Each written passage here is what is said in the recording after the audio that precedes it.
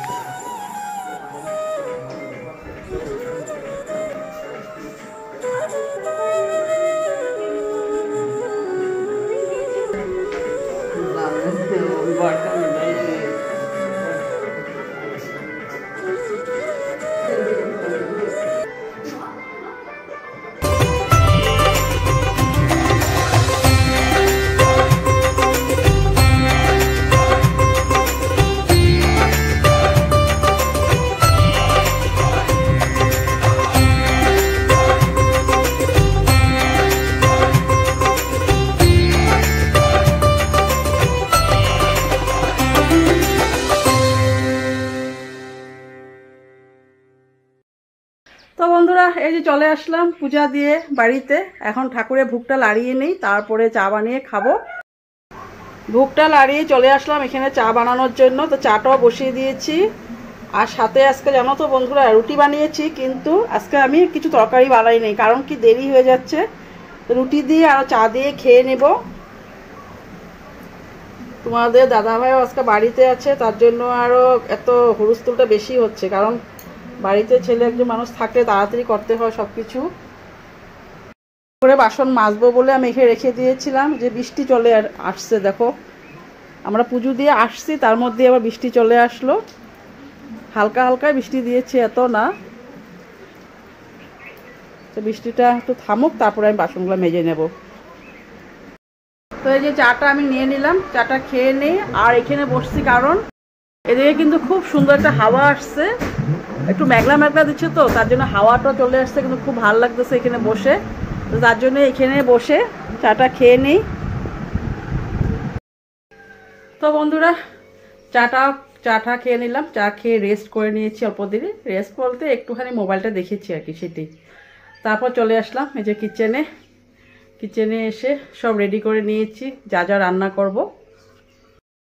ডাল হবে। তো চালটা না ভিজিয়ে রেখেছি, কারণ চালটা যদি না ভিজিয়ে রাখি না একটা কালো জল আসে চালটা, মানে চালটা কাটার পর, বা একটু এরকম মানে বিজল বিজল টাইপের একটা থাকে। তার জন্য আমি কী করি, আগে চালটা কেটে এরকম ভিজিয়ে রেখে দিই, কালা জলটাও চলে যায় আর বিজল ভাবটাও চলে যায়। আর এদিকে আমি ডাল ভিজিয়ে রেখেছি, আর এদিকে চাল কুমড়ো ঘন্ট বানাবো। আর উস্তেটা আমি কেটে লবণ দিয়ে রেখেছি। চাল ভিজানো হয়ে গিয়েছে। তো বন্ধুরা চলো, মোটামুটি রান্না মানে হয়ে যাচ্ছে আর কি, মোটামুটি সব না। এই যে উস্তে ভাজা করে নিলাম। আর তোমাদেরকে বলেছিলাম চালতা ডাল করব, এই চালতা ডাল। আর পনিরটা আমি হলদি লবণ দিয়ে মেখে রেখে দিয়েছি। আলুটাও হলদি লবণ দিয়ে দিয়েছি, মাখি নাই মানে হলদি লবণ দিয়ে দিয়েছি আর কি। আর এইদিকে চাল কুমড়া ঘন্টটা হয়ে গিয়েছে, নামিয়ে নেব। নামিয়ে তারপরে আমি পনিরটা বানাবো। আর পনিরের জন্য এই যে মশলা রেডি করে নিয়েছি। এদিকে পনিরের আলুটা একটু কষিয়ে নিচ্ছি সব মশলা দিয়ে। আর পনিরটাকেও ভেজে নিয়েছি। পনিরটা তো রান্না হয়ে গিয়েছে। তারপর আমি ভাবলাম কি না, রাত্রেবেলা তরকারি তো কম হতে পারে, রাত্রেবেলা ইচ্ছা করে না বন্ধুরা রান্না করতে। তাই পটল যেরকম বানায় তরকারি সেরকম করে আমি ঝিকে দিয়ে আলু দিয়ে আমি তরকারিটা বানিয়ে নিচ্ছি রাত্রের জন্য। পটল ঝিকে আর আলু দিয়ে। তো বন্ধুরা এই যে আমার রান্না কমপ্লিট। তোমাদেরকে বললাম না যে ঝিকে আর আলু দিয়ে একটা রান্না করবো, তো সেটাই করে নিয়েছি।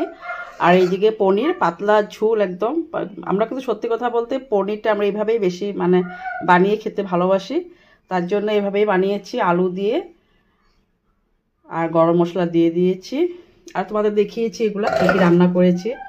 চাল কুমড়া ঘন্ট, নিচেরটার মধ্যে আছে সে চালতার ডাল, আর এখানে কালকার ভাত আছে এখানে, সেটাই ভাবছি কি করব। আর এটা উস্তে ভাজা, আর এটার মধ্যে ভাত। আর এই দেখো আমার গ্যাসের অবস্থা কি, একদম একাকার হয়ে রয়েছে। তো এগুলো আমি পরিষ্কার করে নেব। তার পরিষ্কার করার আগে তোমাদেরকে একটা কিছু দেখাই, চলো। দেখো বন্ধুরা, আমাদের বাড়িতে তোমরা রোজই আমি তোমাদেরকে দেখাই যে কি ঘাস, আমি আসতে পারি না। তো আজকে দাদাভাই বাড়িতে আছে, বাড়িতে থাকলে কি করে এইভাবেই বাড়ি ঘর পরিষ্কার করে। এই দেখো কি সুন্দর করে ঘাস সব পরিষ্কার করে নিয়েছে, একদম এখান থেকে